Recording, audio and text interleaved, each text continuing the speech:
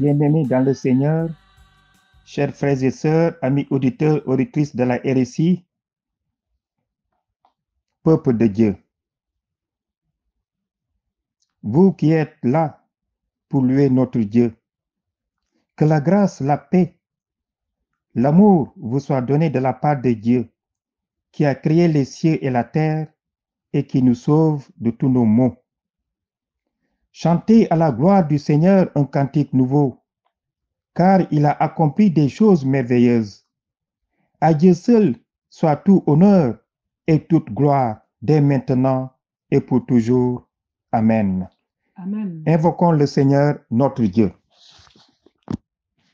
Nous voici réunis en ton nom, Seigneur, et tu viens au-devant de nous pour donner ta paix. Que ta paix accorde du repos à nos cœurs inquiets et nos esprits agités. Nous voici réunis en ton nom, Seigneur, et tu nous envoies au nom du Père. Que ta parole nous enracine et nous construise pour partager l'Évangile. Nous voici réunis en ton nom, Seigneur, et tu souffles sur nous le Saint-Esprit. Que ton esprit insuffle et inspire notre rencontre. Amen. Amen.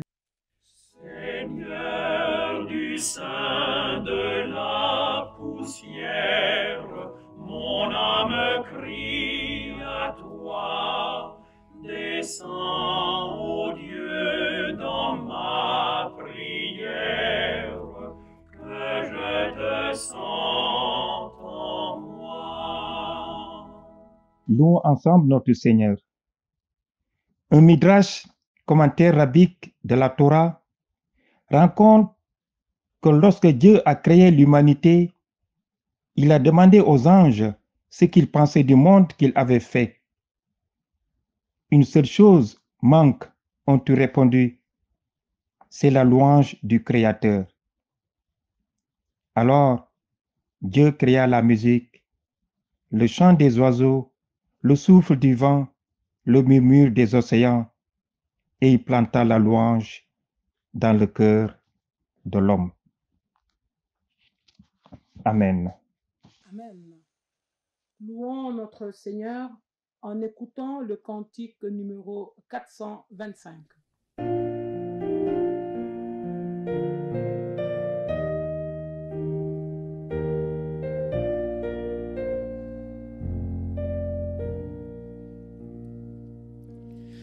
Comme un phare sur la plage, perçant l'ombre de la nuit, l'amour de Dieu dans l'orage cherche l'homme et le conduit. Ô Sauveur, que ta lumière resplendisse sur les flots, et vers le ciel qu'elle éclaire et sauve les matelots.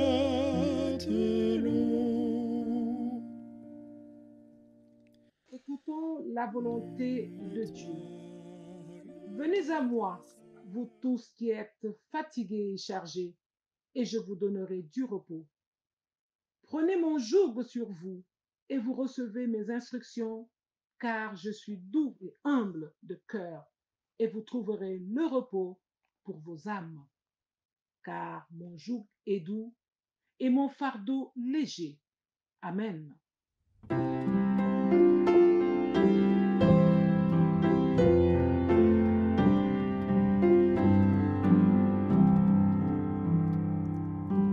Je n'ai pas peur de te suivre sur le chemin de la croix. C'est pour toi que je veux vivre. Je connais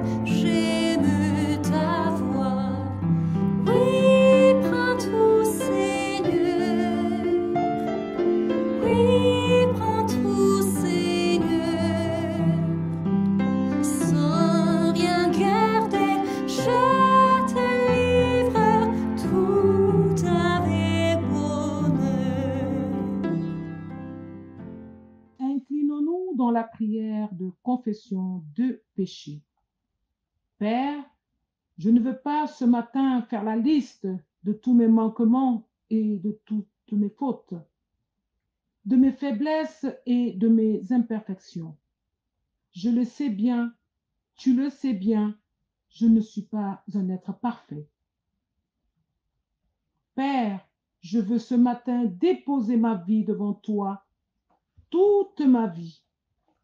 Non plus seulement les pensées furtives, les prières secrètes, les élans momentanément que je t'accorde quand cela me plaît, mais toute ma vie, ces jours et ces nuits, pour que toute ma vie soit aimée par toi, apaisée par toi.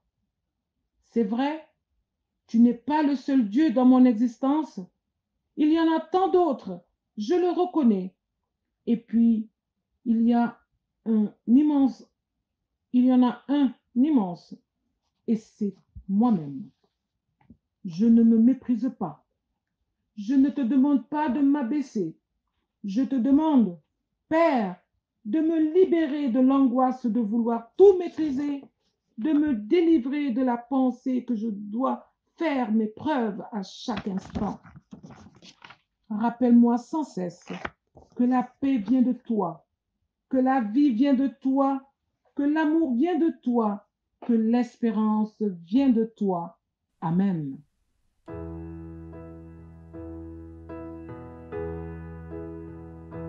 Quel sauveur merveilleux je possède. Il s'est sacrifié pour moi. Et sa vie innocente, il cède pour mourir sur l'infâme bois. Attaché à la croix pour moi, attaché à la croix pour moi, il a pris mon péché, il m'a délivré, attaché à la croix pour moi. Écoutons maintenant les paroles de grâce. Le Seigneur plante son royaume dans l'humus de notre vie. Il pardonne notre péché. Que son pardon fasse germer dans notre terre la semence de son royaume et qu'il produise du fruit 30 fois, 60 fois, 100 fois, même au-delà de ce que nous pouvons imaginer. Amen. Amen.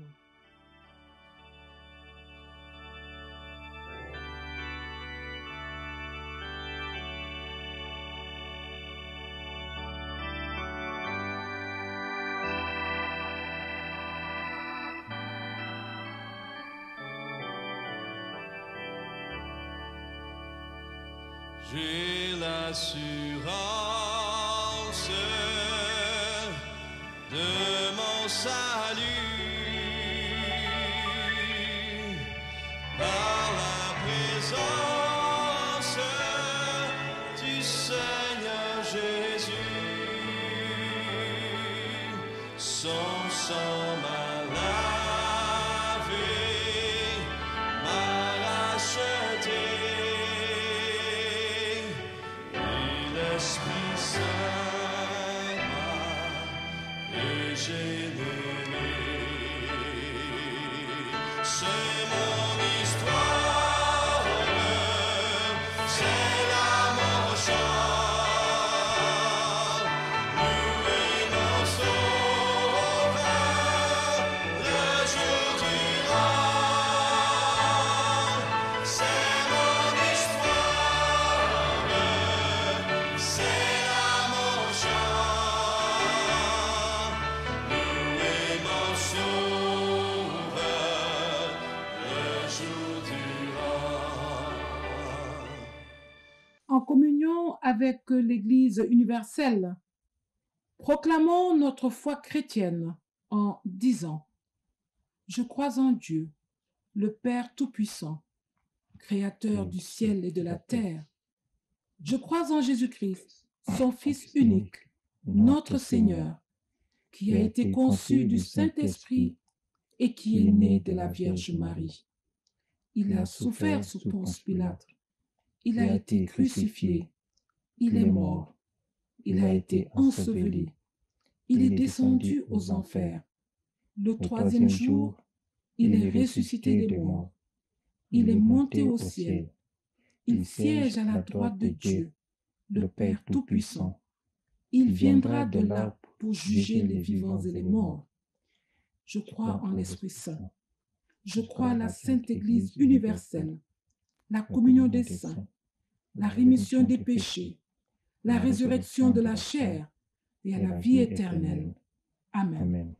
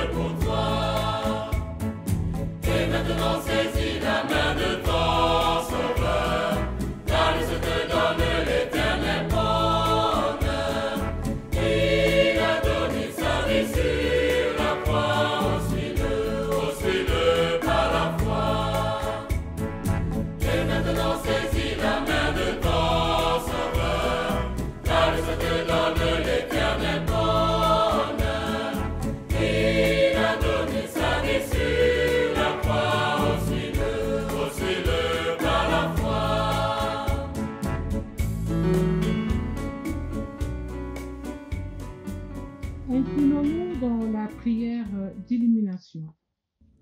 Esprit de Dieu, ouvre nos oreilles et dispose nos cœurs à recevoir ta parole et à la mettre en pratique dans notre vie de tous les jours.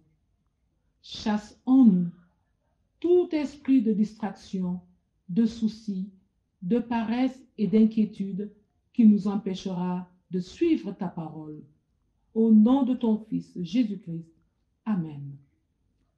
Le thème retenu pour ce dimanche est « Christ nous guérit de notre cécité ».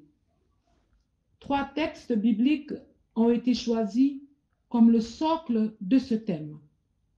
Le premier se trouve dans le livre de 1 Samuel, chapitre 16, versets 1b et 6 à 7, puis 10 à 13.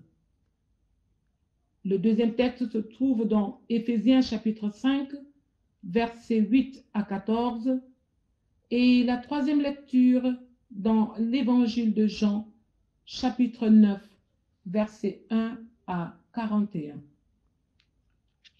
Nous lisons la première lecture. Lecture du premier livre de Samuel. En ce jour-là, le Seigneur dit à Samuel, « Prends une corne que tu rempliras d'huile et pars.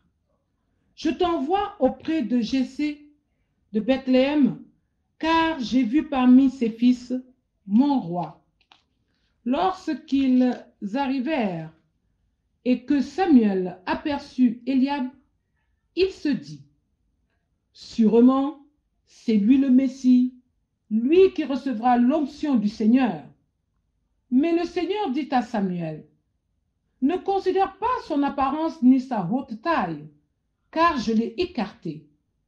Dieu ne regarde pas comme les hommes. Les hommes regardent l'apparence, mais le Seigneur regarde le cœur. » Jessé présenta ainsi à Samuel ses 7 fils, et Samuel lui dit, « Le Seigneur n'a choisi aucun de ceux-là. » Alors Samuel dit à Jessé, « N'as-tu pas d'autres garçons ?» Jessé répondit, « Il reste encore le plus jeune. Il est en train de garder le troupeau. » Alors Samuel dit à Jessé, « Envoie-le chercher. Nous ne nous mettrons pas à table tant qu'il ne sera pas arrivé. » Jessé le fit donc venir. Le garçon était roux, il avait de beaux yeux, il était beau.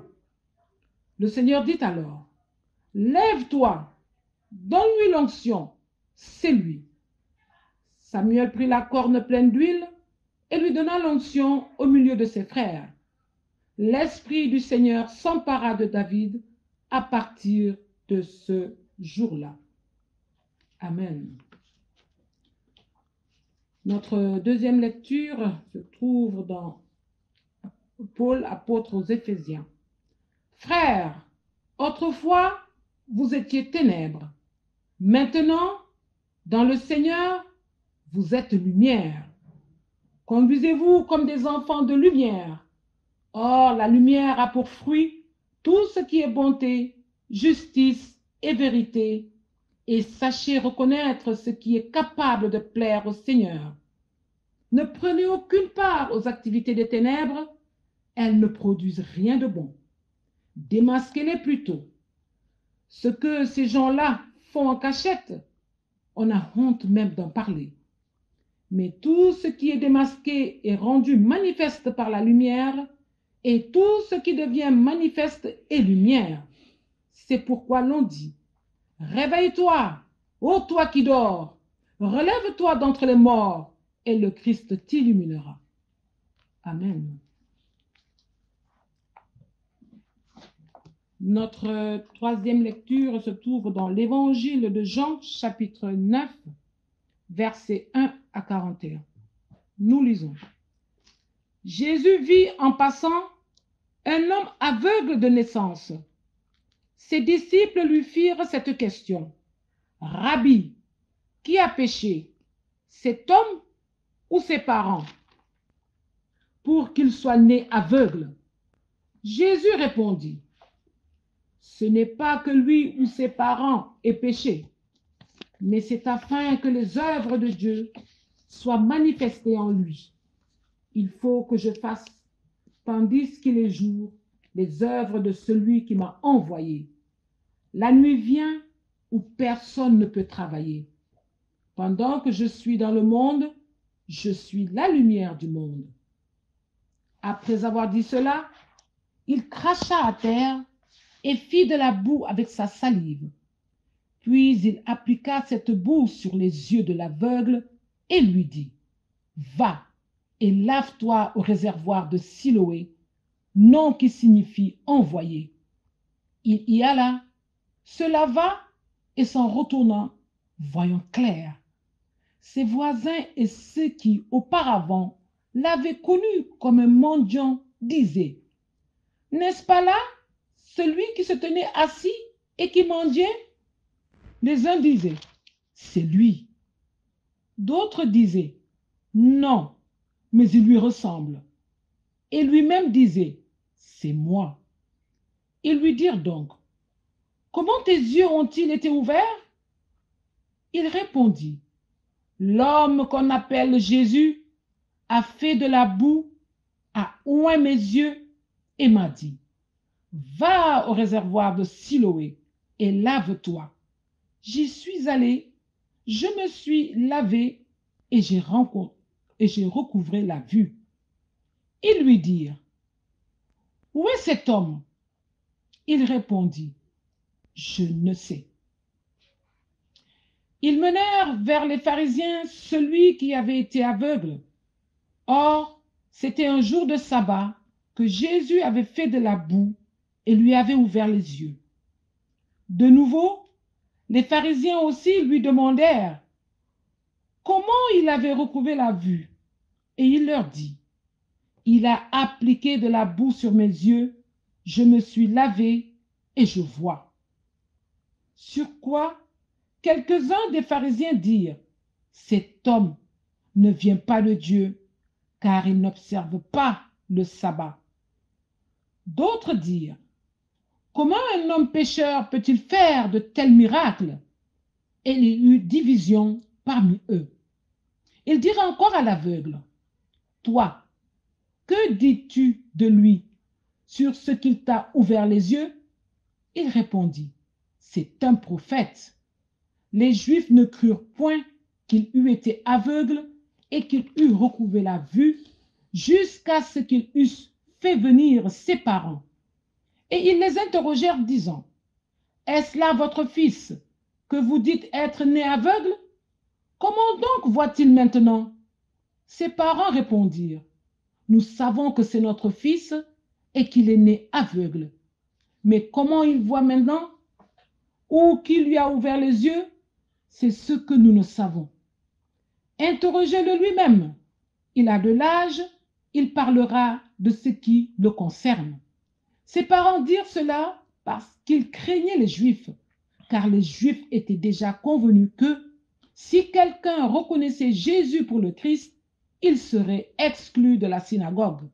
C'est pourquoi ses parents dirent, « Il a de l'âge, interrogez-le lui-même. » Les pharisiens appelèrent une seconde fois l'homme qui avait été aveugle et ils lui dirent, « Donne gloire à Dieu, nous savons que cet homme est un pécheur. » Il répondit, « S'il est un pécheur, je ne sais. Je sais une chose, c'est que j'étais aveugle et que maintenant je vois. » Ils lui dirent, « Que t'a-t-il fait? Comment t'a-t-il ouvert les yeux? » Il leur répondit, « Je vous l'ai déjà dit et vous n'avez pas écouté. Pourquoi voulez-vous l'entendre encore? Voulez-vous aussi devenir ses disciples? » Ils l'injurièrent et dirent, « C'est toi qui es son disciple. Nous sommes disciples de Moïse. Nous savons que Dieu a parlé à Moïse, mais celui-ci, nous ne savons d'où il est. » Cet homme leur répondit, « Il est étonnant que vous ne sachiez d'où il est, et cependant il m'a ouvert les yeux. Nous savons que Dieu n'exauce point les pécheurs, mais si quelqu'un l'honore et fait sa volonté, c'est celui-là qui l'exauce. Jamais on n'a entendu dire que quelqu'un ait ouvert les yeux d'un aveugle né. Cet homme ne venait pas de Dieu, il ne pourrait rien faire. » Ils lui répondirent, « Tu es né tout entier dans le péché et tu nous enseignes. » Et ils le chassèrent. Jésus apprit qu'ils l'avaient chassé et l'ayant rencontré, il lui dit, « Crois-tu au Fils de Dieu ?» Il répondit, « Et qui est-il, Seigneur, afin que je croie en lui? » « Tu l'as vu, lui dit Jésus, et c'est celui qui te parle, c'est lui. » Et il dit, « Je crois, Seigneur. » Et il se prosterna devant lui. Puis Jésus dit, « Je suis venu dans ce monde pour un jugement, pour que ceux qui ne voient point voient, et que ceux qui voient deviennent aveugles. Quelques pharisiens qui étaient avec lui, ayant entendu ces paroles, lui dirent, « Nous aussi, sommes-nous aveugles ?» Jésus leur répondit, « Si vous étiez aveugles, vous n'auriez pas de péché. Mais maintenant, vous dites, « Nous voyons. » C'est pour cela que votre péché subsiste. Amen.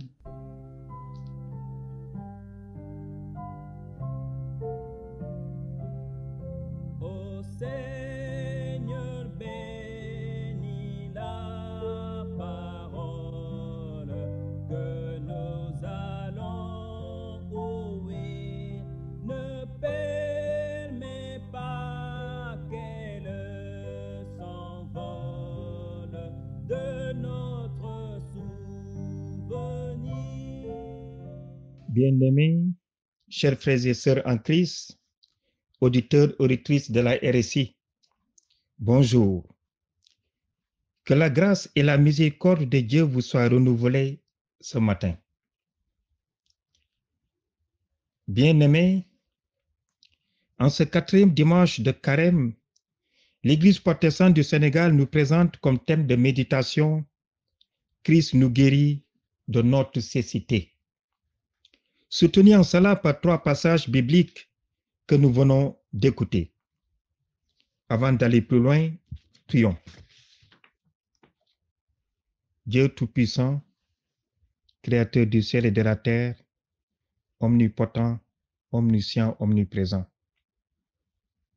Nous voilà, Seigneur, devant toi pour écouter ta parole, pour méditer ta parole, pour être guéri, pour être délivré. Nous voilà devant toi avec nos péchés. Nous voilà devant toi, Seigneur, pour que tu puisses nous permettre, Seigneur, ce matin, d'écouter cette parole qui sauve, cette parole qui guérit, cette parole qui donne la vie. Prépare-nous à l'écoute, Seigneur, de cette parole, que rien ne nous distrait et que rien ne nous empêche, Seigneur, de pouvoir entendre et de mettre en pratique ta parole. Au nom puissant de Jésus, nous avons prié. Amen. Amen. Bien-aimés, chers frères et sœurs en Christ, amis auditeurs, auditrices de la RSI, le chapitre 9 de l'évangile de Jean que nous venons d'écouter relate 4 réactions différentes face à Jésus. Nous avons les voisins du malade qui affichent leur surprise et leur scepticisme. Les pharisiens qui restent ancrés dans leur incrédulité et leurs préjugés. Les parents qui croient, mais se taisent par peur de ou d'être exclus. Seul l'aveugle guéri montre une foi ferme et grandissante. Chacune des réactions dont il est témoin l'aide à comprendre l'identité réelle de celui qui l'a guéri. Il y a tout d'abord cette question que les disciples eux-mêmes posent à Jésus. Rabbi, pourquoi cet homme est-il né aveugle? Est-ce lui qui a péché ou bien ses parents? La plupart des Juifs croyaient que toute calamité, infirmité ou souffrance était le résultat d'un grave péché. Cette question est aussi souvent la nôtre quand la vie nous livre son lot de contrariétés. Mais qu'est-ce que j'ai fait au bon Dieu pour mériter cela? Pourquoi moi? Ou encore, c'est bien fait pour lui. Dieu l'a puni. Alors, est-ce vraiment Dieu qui punit l'homme de ses péchés en lui envoyant les catastrophes, les épidémies, les douleurs ou plus simplement les contrariétés de sa vie? mais ce n'est pas toujours le cas. Christ se sert des souffrances de cet homme pour révéler ce qu'est la vraie foi et pour glorifier Dieu. Nous vivons dans un monde déchu où le bien n'est pas toujours récompensé et où le mal n'est pas toujours puni. C'est pourquoi des innocents souffrent parfois. Si Dieu supprimait la souffrance chaque fois que nous lui demandons, nous le suivrions uniquement par intérêt et confort, non par amour et consécration. Quelles que soient les raisons de notre souffrance, Jésus peut nous donner la force de la supporter. Lorsque nous souffrons d'une maladie, d'une tragédie ou d'un handicap, ne disons pas « Pourquoi cela m'arrive-t-il? Qu'ai-je fait de mal ?» Mais demandons plutôt à Dieu de nous accorder la force de surmonter cette épreuve et d'avoir une vision plus juste de ce qui arrive. Oui, et Jésus nous apporte sa réponse. Ni lui, ni ses parents. Non. Non. Non. Ces malheurs ne viennent pas de Dieu. Il ne faut pas voir Dieu comme un juge irrité qui voudrait nous punir de nos péchés. La Bible nous le dit. Dieu est un Père qui aime chacun de ses enfants. Il nous a envoyé son Fils Jésus pour chercher et sauver ce qui était perdu. Et chacun, ça veut aussi dire ses enfants pécheurs. Cet aveugle sur la route, c'est toute l'humanité. Il est plongé dans les ténèbres de l'ignorance religieuse et du péché. Jésus a vu toute cette détresse et il continue à venir pour nous apporter la véritable libération. Ils sont nombreux, ceux et celles qui s'égarent sur des chemins de perdition. Beaucoup sont aveuglés par leur certitude, leur orgueil. Beaucoup se détournent du vrai Dieu pour s'attacher à l'argent, aux richesses et au petit bonheur qui ne peuvent vraiment les combler et qui les éloignent du chemin de Dieu. C'est de cet aveuglement que Jésus veut nous guérir.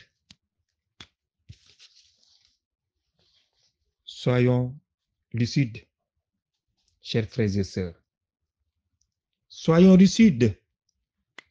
Si des catastrophes nous arrivent ou si nous rencontrons des difficultés dans nos vies, elles sont quand même bien parfois les conséquences des actes que nous posons.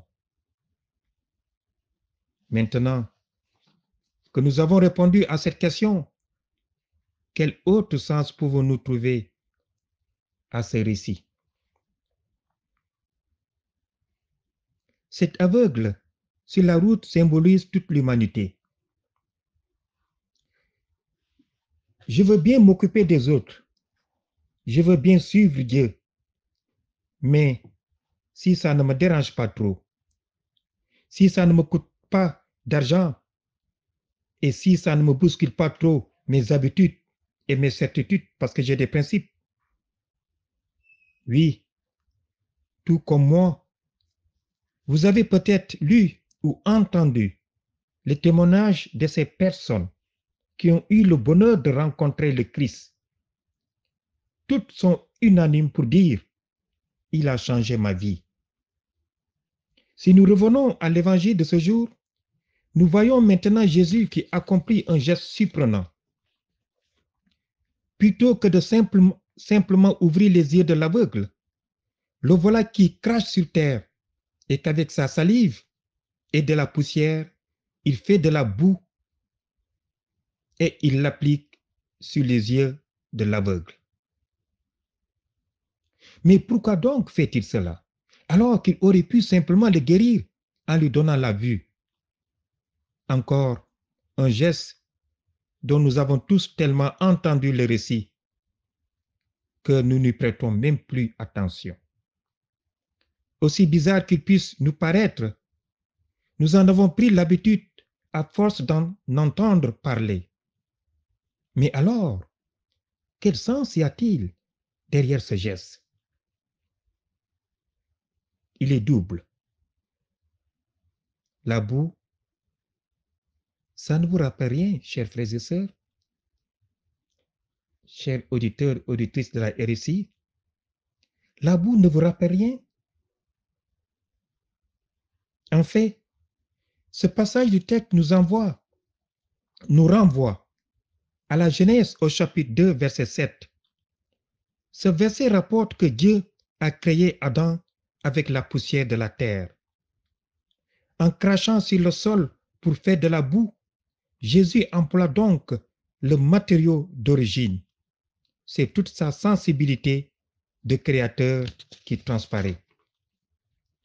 Par sa geste de Jésus, c'est un homme nouveau qui est en train de naître dans l'aveugle.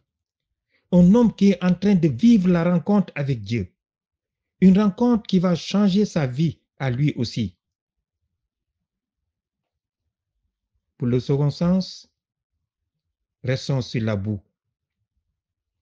Oui, c'est la boue du péché qui déforme notre regard. Forcément, si on se met de la boue sur le visage, on y va moins bien.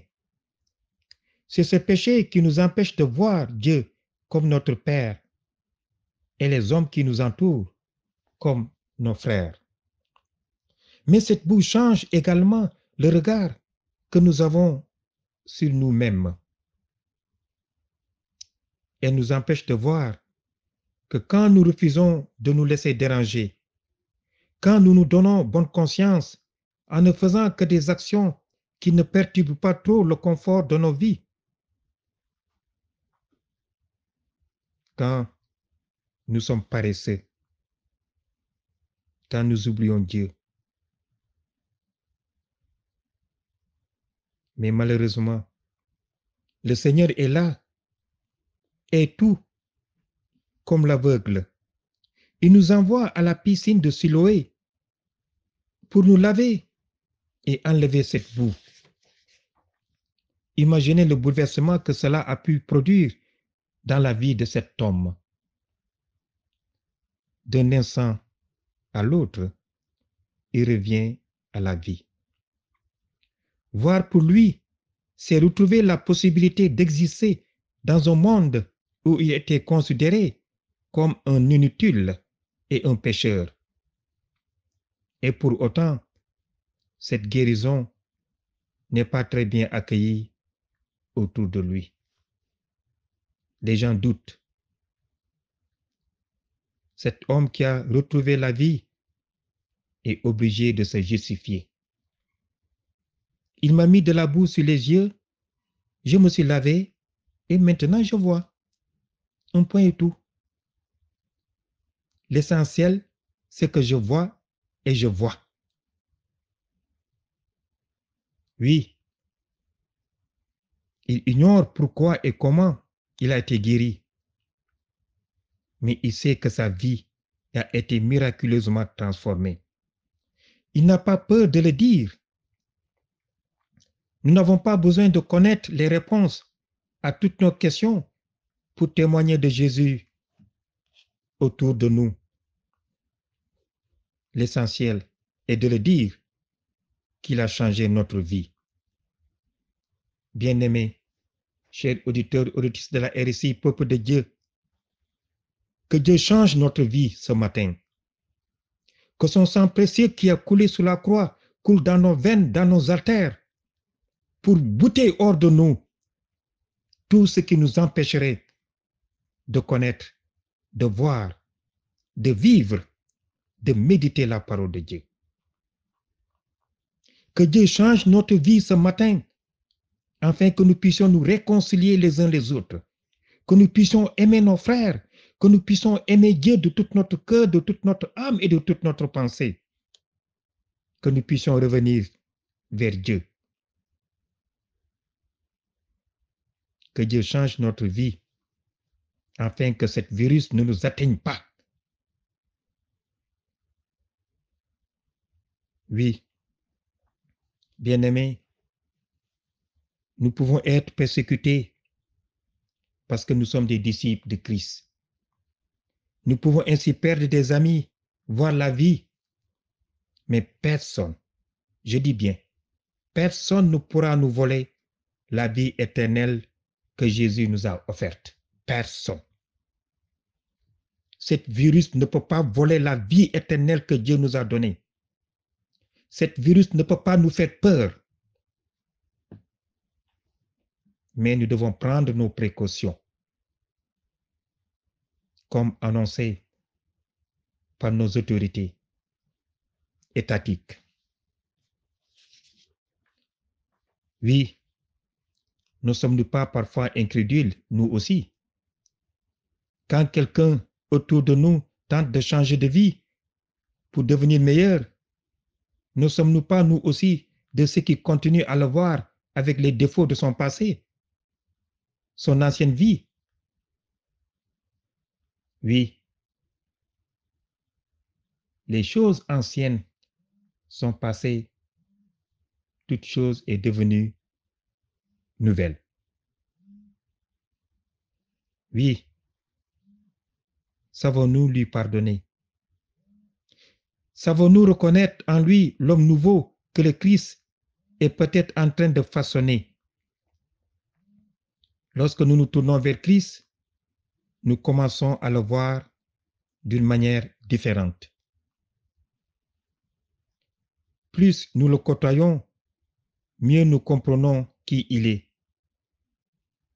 Et Pierre nous encourage à grandir dans la grâce et dans la connaissance de notre Seigneur et Sauveur Jésus-Christ. 2 Pierre 3, 18.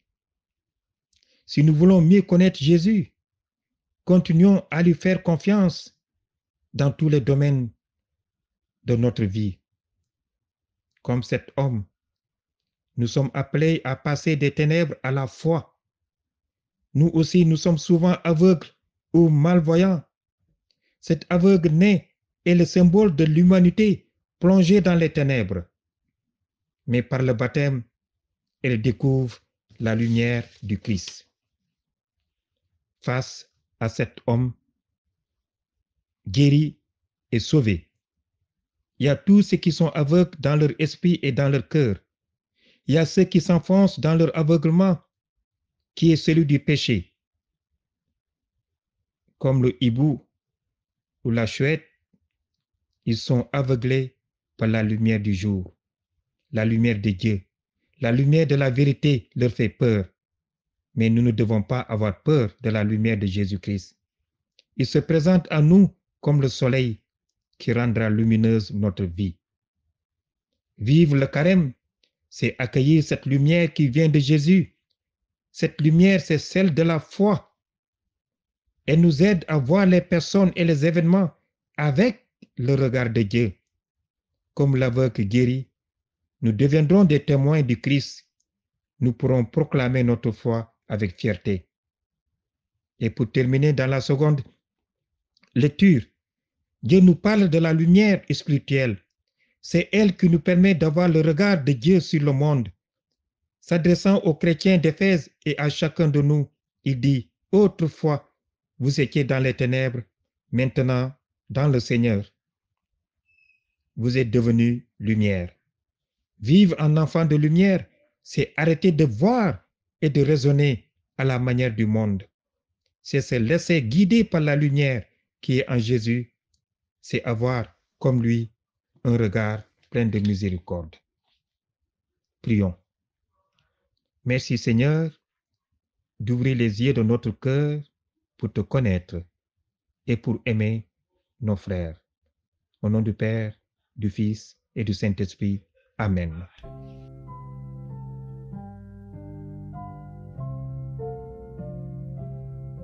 Ô Seigneur, bénis la parole que nous allons ouvrir.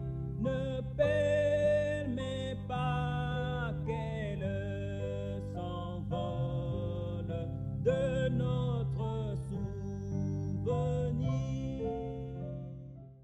écouter, pour accompagner le message de notre révérend, nous allons écouter le cantique numéro 231. Sur toi je me repose, ô Jésus mon sauveur. Faut-il donc autre chose pour un pauvre pécheur? Conduit par ta lumière, gardé par ton amour, vers la maison du Père, marchons de jour en jour. Sur toi je me repose, ô Jésus mon sauveur. Faut-il donc autre chose pour un pauvre pécheur? En toi j'ai la victoire, la paix, la liberté. À toi je rendrai gloire durant l'éternité. Si du bonheur qui passe, la source doit tarir, c'est assez de ta grâce pour vivre et pour mourir.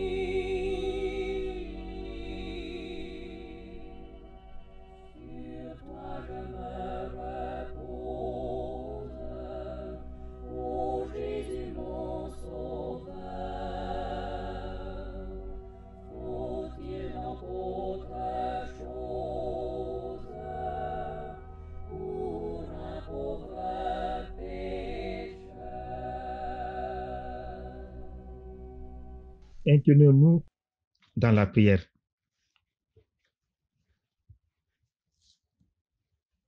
Pardonne-nous, Seigneur, Dieu Tout-Puissant, Créateur du ciel et de la terre.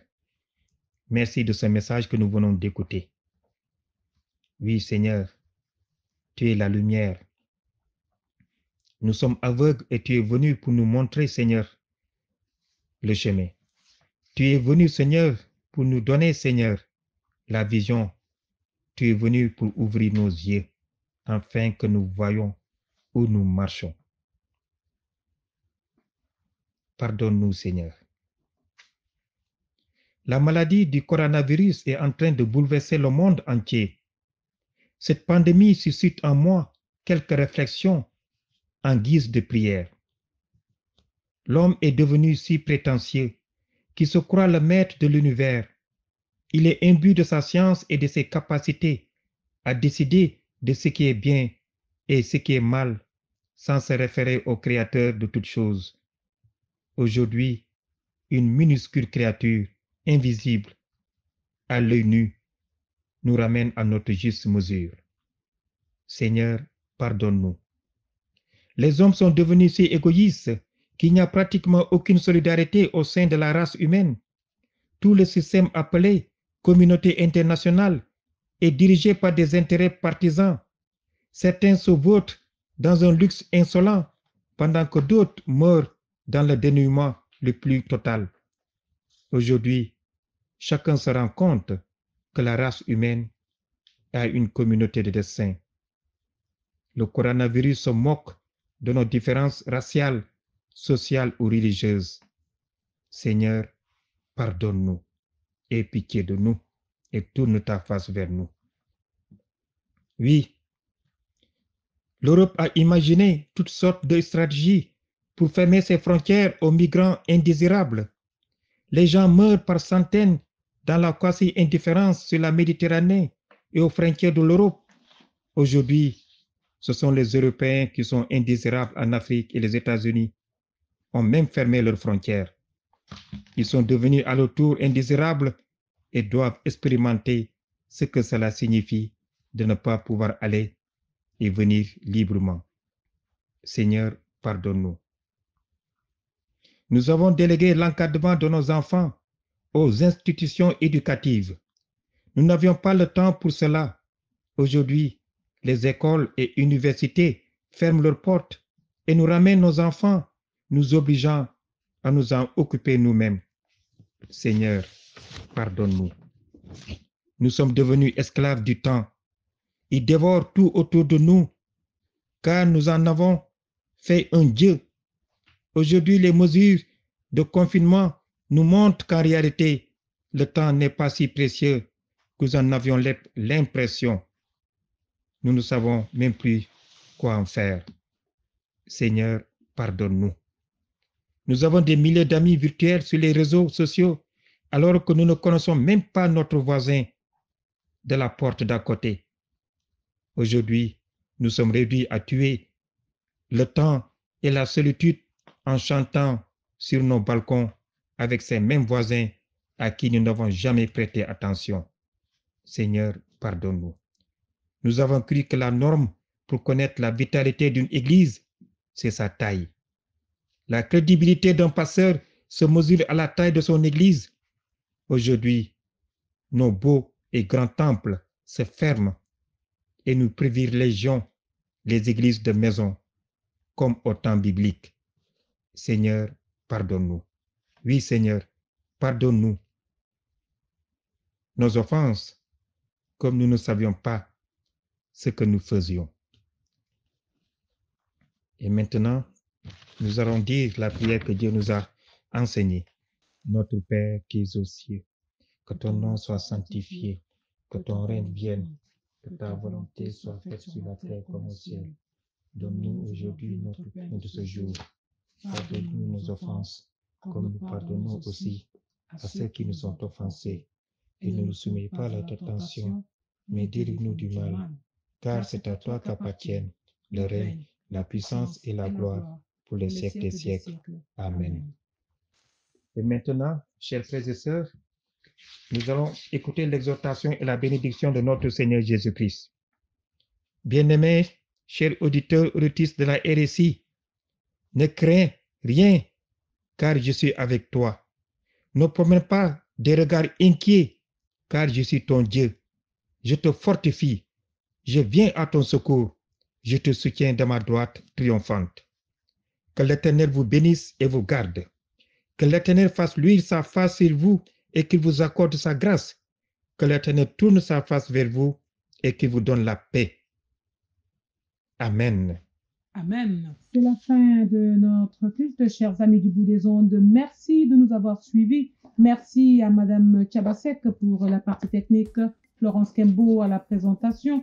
Rendez-vous dimanche prochain pour la retransmission du culte en direct dès 10h sur la Radio Sénégal Internationale.